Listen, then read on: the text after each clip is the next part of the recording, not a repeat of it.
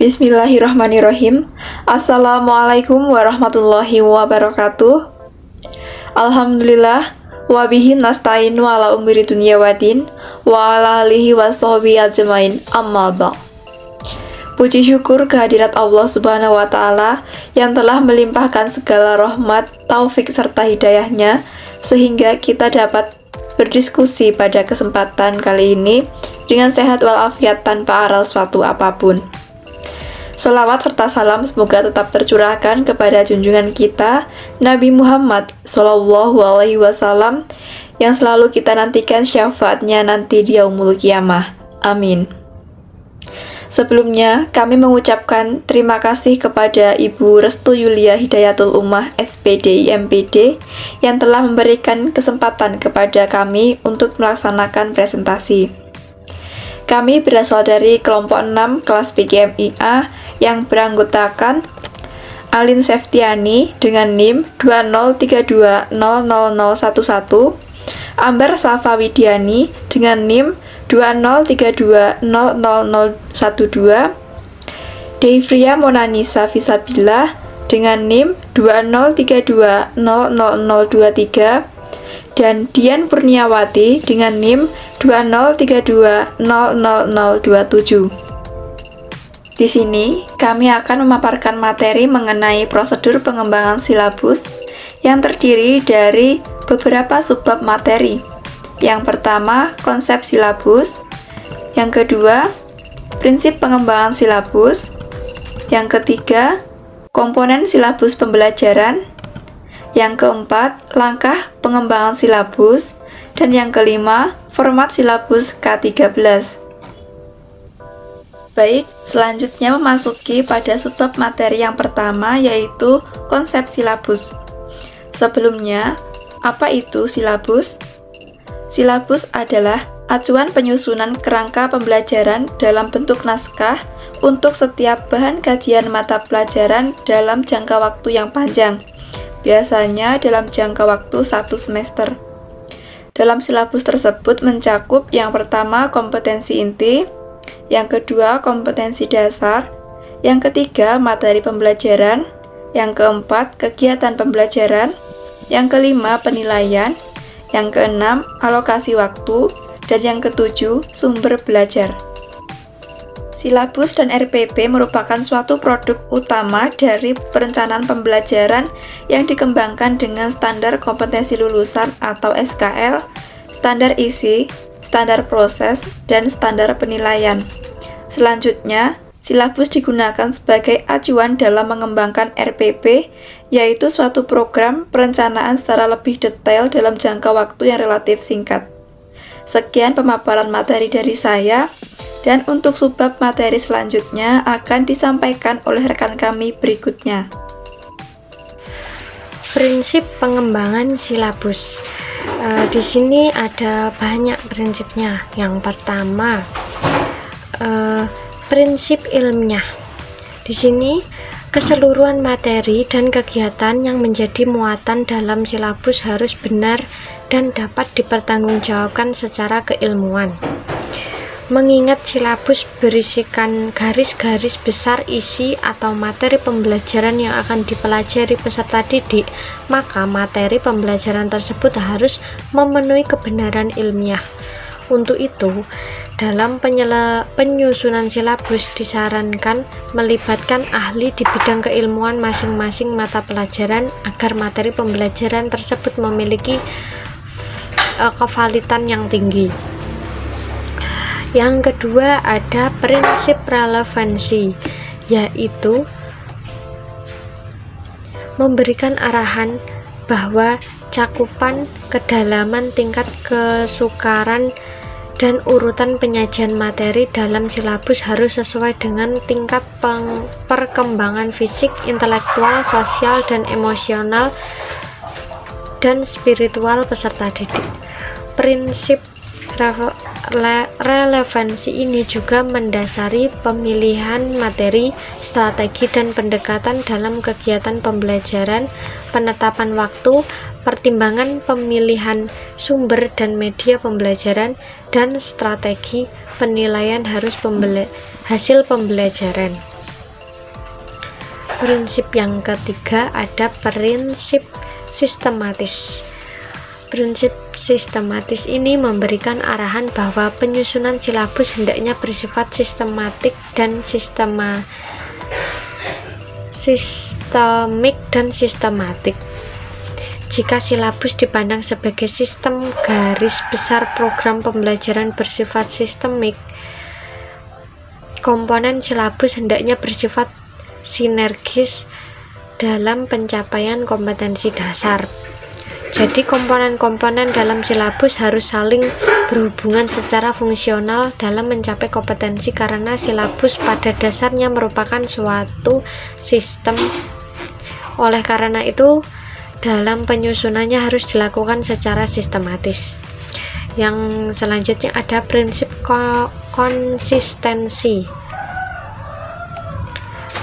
Dalam prinsip ini memberi arahan bahwa dalam pengembangan silabus terjadi hubungan yang konsisten antara kompetensi dasar, indikator materi pokok pembelajaran, sumber belajar, dan instrumen penilaian bersifat searah dalam rangka mencapai standar kompetensi. Yang selanjutnya ada prinsip memadai. Prinsip ini memberikan arahan bahwa cakupan indikator materi pokok, pengalaman belajar, sumber belajar, dan sistem penilaian cukup memadai untuk menunjang pencapaian kompetensi dasar. Selanjutnya ada prinsip aktual dan kontekstual. Prinsip ini memberi arahan bahwa cakupan indikator materi pokok, pengalaman belajar, sumber belajar, dan sistem penilaian memperhatikan perkembangan ilmu, teknologi yang terwujud dalam realitas kehidupan. Ilmu pengetahuan dan teknologi berkembang pesat di tengah perkembangan masyarakat dan iptek. Kontekstual berarti pengembangan silabus hendaknya sesuai dengan konteks zaman kehidupan peserta didik. Pengalaman belajar yang dirancang dalam silabus hendaknya menggunakan situasi kehidupan real yang sedang terjadi di tengah-tengah kehidupan peserta didik. Selanjutnya yaitu prinsip fleksibilitas. Prinsip ini memberikan arahan bahwa seluruh komponen silabus dapat mengakomodasikan keragaman peserta didik, pendidik, lingkungan belajar, dan dinamika perubahan yang terjadi di masyarakat dan satuan pendidikan setempat. Silabus hendaknya disusun fleksibel sesuai kondisi dan kebutuhan peserta didik dan masyarakat. Ini yang terakhir, yaitu menyeluruh. Prinsip ini memberikan arahan bahwa pengembangan indikator silabus hendaknya mencakup keseluruhan ranah kompetensi kognitif, afektif, psikomotor. Selain itu ideal sesuai dengan pengembangan materi pembelajaran, kegiatan pembelajaran, dan penilaian pembelajaran. Prinsip menyeluruh ini perlu diletakkan dalam pencapaian kompetensi sebagai pencerminan pengetahuan, nilai sikap, dan perbuatan, dan terwujud dalam berbagai kecakapan hidup. Yang selanjutnya yaitu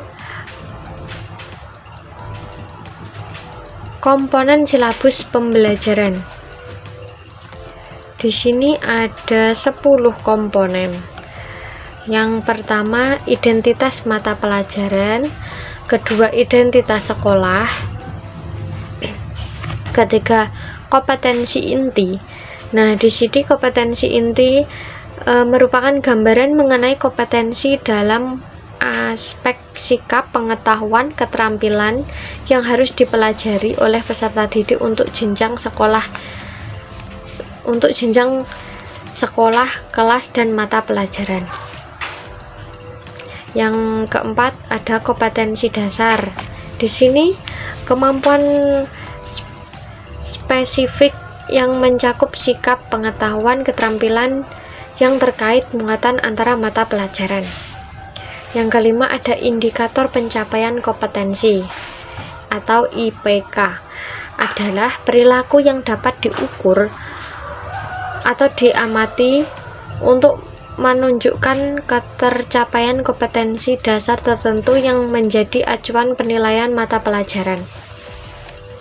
Yang keenam ada materi pokok. Menurut fakta, konsep, prinsip, dan prosedur yang relevan dan ditulis dalam bentuk butir-butir sesuai dengan merumuskan indikator pencapaian kompetensi. Yang ketujuh yaitu pembelajaran. Pembelajaran adalah kegiatan yang dilakukan oleh peserta didik dan pendidik untuk mencapai kompetensi yang diharapkan. Yang kedelapan ada penilaian. Merupakan proses pengumpulan dan pengelolaan informasi untuk menentukan pencapaian hasil belajar peserta didik. Yang kesembilan ada alokasi waktu. Sesuai dengan jumlah jam pelajaran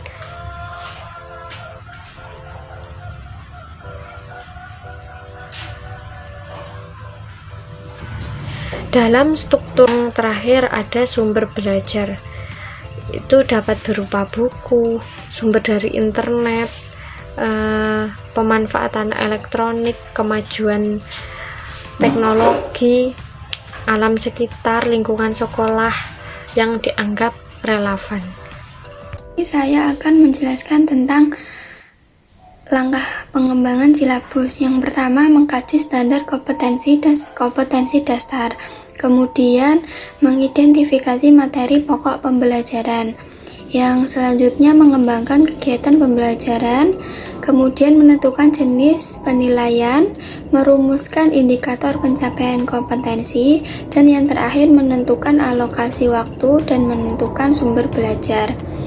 Kemudian, dengan mencapai langkah pengembangan silabus, yang dikembangkan harus memuat yang pertama SK dari KD atau KI dan KD, kemudian materi pokok pembelajaran, kegiatan pembelajaran, indikator pencapaian kompetensi, jenis penilaian, alokasi waktu, dan sumber belajar yang digunakan. Baik, langsung saja saya dengan Purnawati akan melanjutkan pemaparan materi dari rekan saya. Subbab yang selanjutnya yaitu format silabus K13. Nah, sama saja seperti yang sudah dijelaskan oleh rekan saya sebelumnya, pada komponen-komponen yang harus ada dalam silabus. Nah, dalam format silabus K13 juga harus ada komponen-komponen silabus tersebut. Di antaranya yaitu meliputi yang pertama, identifikasi tema pembelajaran. Yang kedua yaitu materi pembelajaran. Yang ketiga, kegiatan pembelajaran. Selanjutnya ada kompetensi inti, kompetensi dasar, indikator ketercapaian, alokasi waktu, penilaian, dan yang terakhir yaitu ada sumber pembelajaran. Nah, di sini saya mengambil sebuah contoh silabus K13. Di sini saya mengambilnya pada kelas jenjang tinggi, yaitu pada kelas 5, pada tema 1, subtema 1. Nah, dalam hal ini KI-nya yang pertama yaitu menerima dan menjalankan ajaran agama yang dianutnya. KI yang kedua yaitu menunjukkan perilaku jujur, disiplin, tanggung jawab, santun, peduli, dan percaya diri dalam berinteraksi dengan keluarga, teman, guru, maupun tetangga. KI yang ketiga yaitu memahami pengetahuan faktual dengan cara mengamati. Mengamati di sini bisa dengan cara mendengar, melihat, membaca, maupun bertanya berdasarkan rasa ingin tahunya tentang dirinya, makhluk ciptaan Tuhan, dan kegiatan serta benda-benda yang dijumpainya di rumah maupun di sekolah. KI yang keempat yaitu menyajikan pengetahuan faktual dalam bahasa yang jelas, sistematis, dan logis dalam karya yang estetis, dalam gerakan yang mencerminkan anak sehat, dan dalam gerakan yang mencerminkan anak beriman dan berakhlak mulia. Nah, di sini saya mempunyai contoh tabel silabus K13. Nah, teman-teman bisa melihat rinciannya di sini ya. Untuk tabel silabus K13 sendiri itu tabel yang pertama itu ada materi pembelajaran, kemudian ada kompetensi dasar, selanjutnya indikator, kemudian materi pembelajaran, terus ada kegiatan pembelajaran, kemudian selanjutnya penilaian. Setelah penilaian ada alokasi waktu, dan yang terakhir ada sumber pembelajaran.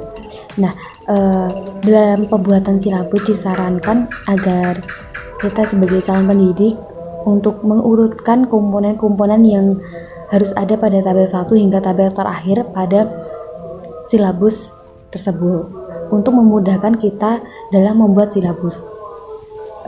Kemudian yang terakhir, teman-teman bisa melihat rincian-rincian silabus di atas. Di sini saya mengambil contoh pada mata pelajaran pendidikan Pancasila dan Kewarganegaraan. Untuk selanjutnya, untuk kompetensi dasar, indikator, materi pembelajaran, kegiatan pembelajaran, penilaian, alokasi waktu, sumber pembelajaran, teman-teman bisa membacanya di tabel tersebut. Sekian pemaparan materi dari kelompok kami, yaitu kelompok 6. Apabila ada kurang lebihnya, kami mohon maaf. Wallahul muwaffiq ila aqwamit thoriq. Wassalamualaikum warahmatullahi wabarakatuh.